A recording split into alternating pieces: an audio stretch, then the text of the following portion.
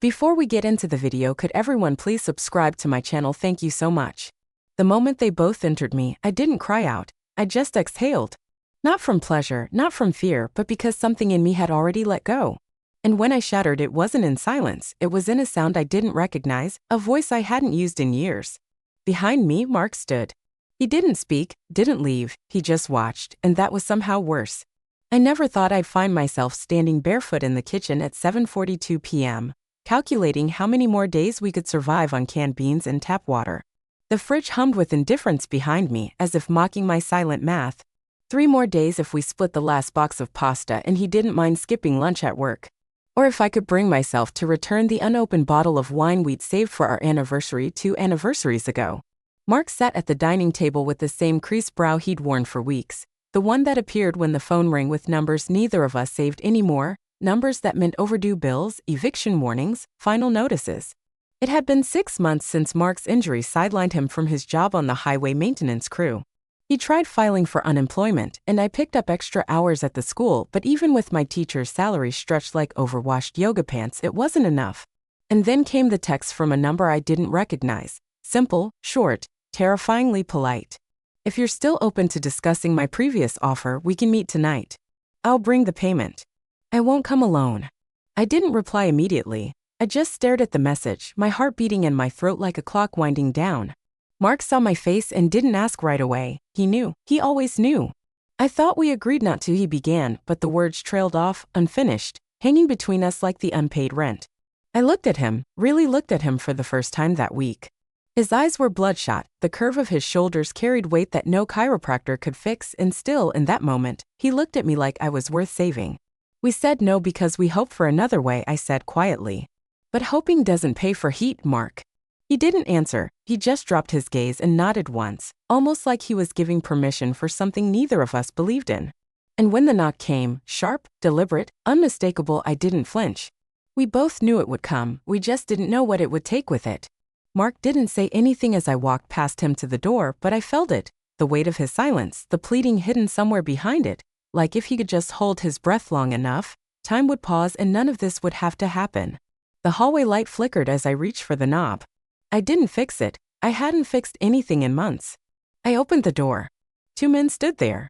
The first was older, late 50s maybe, tall with a trimmed gray beard and a calmness that made my stomach turn. He wore a dark coat and held a small black duffel bag. On one hand, this was a weekend trip, not whatever it actually was. The second man was younger, mid to late 20s, sharply dressed in a way that felt calculated. His eyes didn't wander, they locked onto mine with quiet intensity, like he had been told everything about me before stepping foot on the porch. No greetings, no small talk, no fake kindness to make this easier. I stepped aside, they walked in. Mark hadn't moved, he just watched them pass, like he wasn't part of the moment, just a spectator trapped in a show he didn't buy tickets for. The older man set the bag down by the wall. I didn't ask what was in it, I didn't want to know. This way, I said, nodding toward the hallway. My voice didn't crack, I wouldn't let it. We walked down the corridor in a line, me in front, then behind, Mark trailing a few paces back. The sound of their footsteps echoed louder than they should have in a house this small. At the bedroom door, I paused just for a second, enough to feel the air shift. Then I pushed it open. The lights were already dimmed, I had done that earlier, almost automatically. The bed was made, sheets pulled back like it was just another part of my to-do list. Feed the cat, grade math quizzes, prepare the room for strangers. I stepped inside, my skin buzzing under every inch of fabric. I slipped off my shoes with deliberate care, as if that tiny moment of control could anchor me. Behind me, Mark entered last. He didn't leave, he crossed the room and sat in the armchair by the window, hands resting on his knees, back straight like he was bracing for impact. I didn't look at him, not because I didn't want to, but because if I did, if I saw whatever expression he wore, I might not go through with it, and we couldn't afford that. I didn't know who would move first. Turns out it didn't matter. The older man, Travis, approached with the casual certainty of someone who'd done this before. He didn't speak, he didn't ask. His hand simply rose to my shoulder, resting there just long enough to remind me that I was no longer the only one making decisions about my body. Tonight, Jake, the younger one, stood at the foot of the bed, slowly removing his jacket. It wasn't rushed, it wasn't hesitant either, just rehearsed. Behind me, I heard Mark shift slightly in the armchair, that single subtle movement that told me he was still watching, still there, still holding on. I stood still, letting the moment drape over me like a second skin.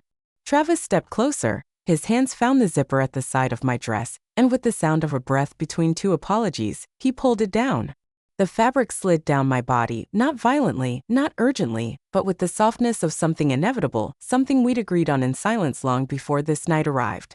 I stepped out of it. I didn't cover myself. Jake's eyes were already on me, but not with hunger, not with curiosity, just precision, like he was trying to memorize a diagram. I climbed onto the bed, my knee sinking in.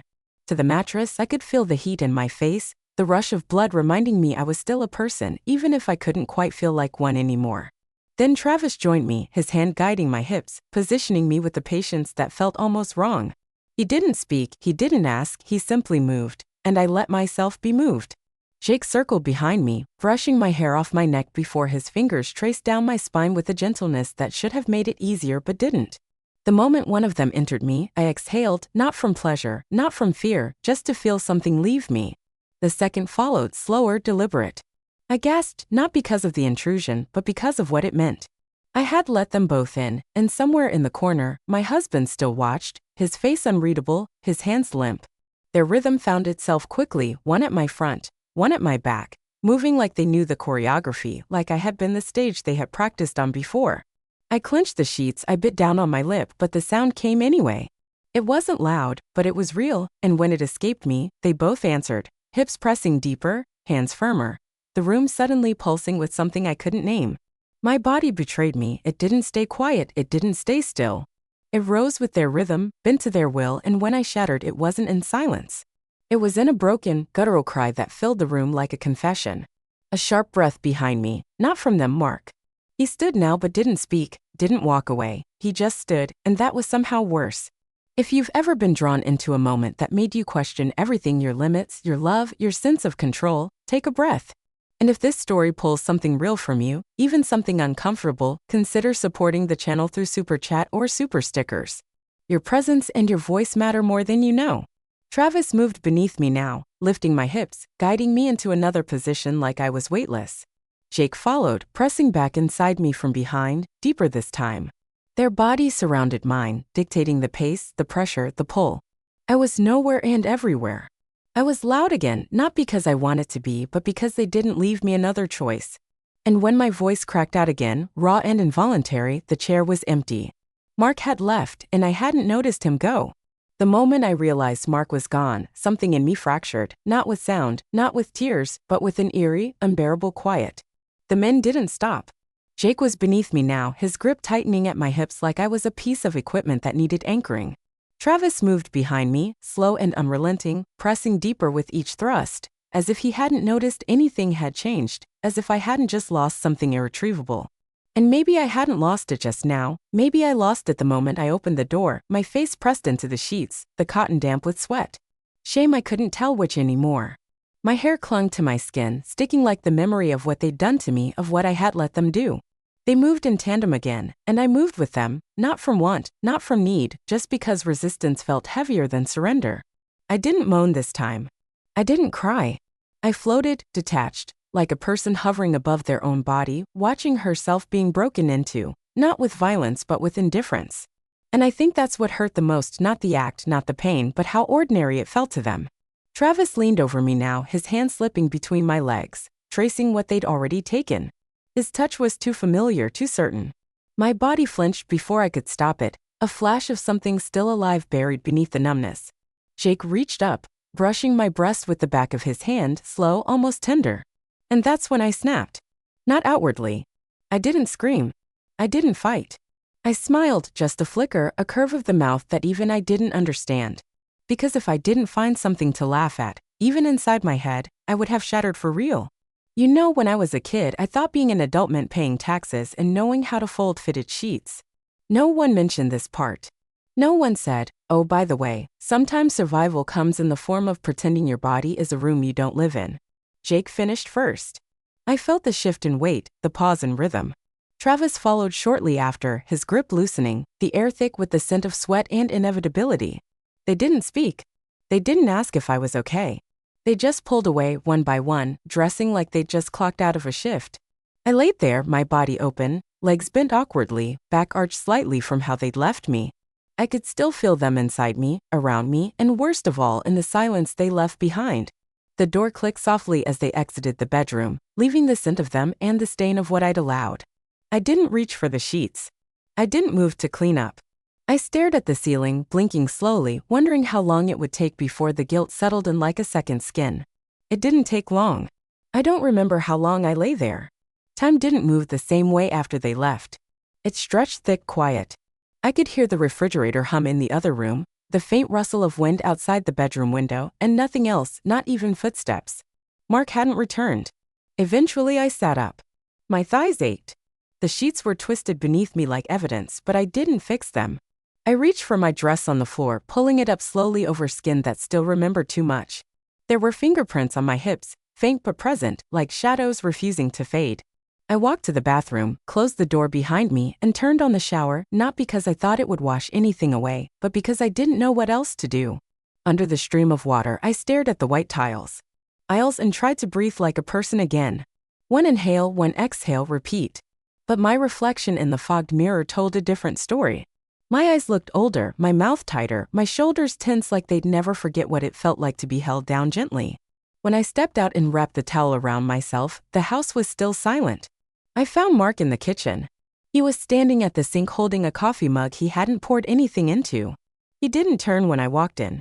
I didn't speak. The silence between us had shaped now heavy, sharp breathing. He finally said, without looking at me, "How much did they give you?" I hesitated, then answered, 6,000. He nodded once. Did it help? I didn't know what to say. My voice wouldn't come, and even if it did, what words were left? We both knew the answer. He turned finally, and for a second, I thought he might touch me, maybe hold my hand, maybe say it's okay even if it wasn't. But he just looked at me, not with anger, not with love, just tired. And I realized then we had both crossed a line we could never uncross, not because of what happened in the bedroom, but because of what we didn't say to stop it. That night we slept in the same bed, backs turned, breaths quiet, but something between us had gone cold. Not dead, not yet, but shivering. We never spoke of that night again, not in words, but it lived between us in the way he didn't touch me when I passed behind him, in the way I folded laundry a little too neatly, like order could erase memory. The money went to rent, utilities, groceries.